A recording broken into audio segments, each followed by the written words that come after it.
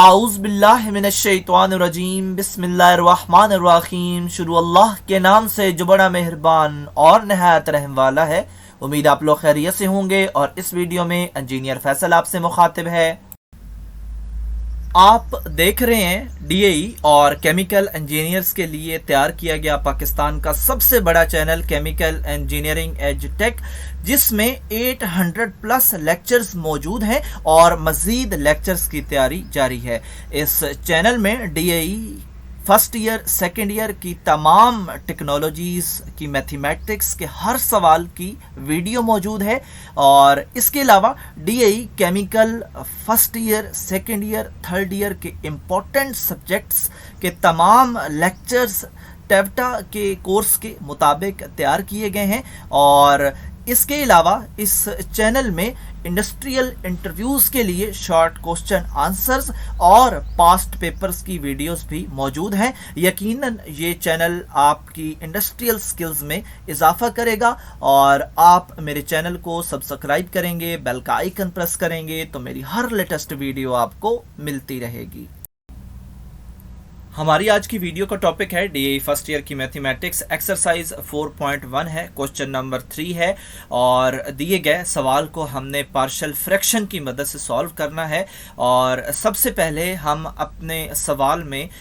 देखेंगे कि हमारा जो सवाल है क्या वो प्रॉपर फ्रैक्शन में आता है या इम्प्रॉपर फ्रैक्शन में आता है, क्योंकि दोनों के जो सॉल्यूशन के मेथड्स हैं वो अलग अलग हैं। तो हम सबसे पहले अपने सवाल को एनालाइज कर लेंगे ताकि हम एक प्रॉपर वे में चल सकें। तो यहाँ पे अगर हम ऑब्जर्व करें तो जो अपर पोर्शन है सवाल का वहाँ पे हाईएस्ट पावर स्क्वायर है। अगर हम लोअर पोर्शन में देखें तो 3 ब्रैकेट्स हैं और सबको अगर हम आपस में मल्टीप्लाई करें तो जो इक्वेशन बनेगी वहाँ पे जो मैक्सिमम हमारे पास पावर आएगी वो क्यूब होगी, जो कि ग्रेटर हो रही है अपर पावर से। तो इसका मतलब है कि हमारा जो सवाल है ये एक प्रॉपर फ्रैक्शन है। तो इसके बाद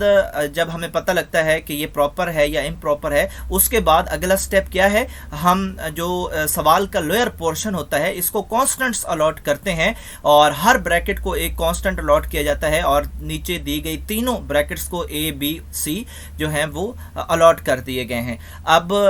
ये इसको हम इक्वेशन नंबर 1 कहेंगे और जैसे ही इक्वेशन नंबर 1 हमें हासिल होती है उसके फ़ौरन बाद हम इसी इक्वेशन की लेफ़्ट साइड पे आते हैं और जो लोअर पोर्शन होता है इसको उठा के हम इधर भी मल्टीप्लाई करते हैं और राइट साइड पे भी हर एक फैक्टर के साथ हम मल्टीप्लाई करते हैं। तो जब लेफ्ट साइड पे हम मल्टीप्लिकेशन करेंगे तो of course lower portion cancel हो जाएगा कंप्लीट और 3x square negative 2x negative 5 left side पे आएगा और राइट साइड पे जब हम इस लोअर पोर्शन को मल्टीप्लाई करेंगे तो जो x नेगेटिव 2 है वो नीचे भी खड़ा है, तो ऑफ कोर्स इस पूरे में से x नेगेटिव 2 को कैंसिल कर देगा और a के साथ आएगा x प्लस 2 और x प्लस 3। इसी तरह b के साथ जब हम इस लोअर पोर्शन को मल्टीप्लाई करवाएंगे तो नीचे x प्लस 2 भी खड़ा है जो कि ऊपर वाले के साथ कैंसिल होगा और x नेगेटिव 2 और x प्लस 3 b के साथ आएगा। इसी तरह x प्लस 3 दोनों कैंसिल हो जाएंगे और c के साथ आएगा x नेगेटिव 2 और x प्लस 2 और इसके बाद हम इक्वेशन नंबर 2 हासिल कर लेंगे। जैसे ही हम इक्वेशन नंबर 2 हासिल करते हैं हम आते हैं अपनी इक्वेशन नंबर 1 के पास और देखते हैं कि हमारे जो कांस्टेंट्स हैं उनके नीचे जो हमारे पास वैल्यूज़ हैं, जो वेरिएबल्स हैं, क्या उनके ऊपर कोई स्क्वायर या होल की पावर मौजूद है या नहीं है। अगर तो नहीं है, ना अंदर स्क्वायर है ना कोई ब्रैकेट के ऊपर स्क्वायर है, तो बड़ी अच्छी बात है। हम यहाँ से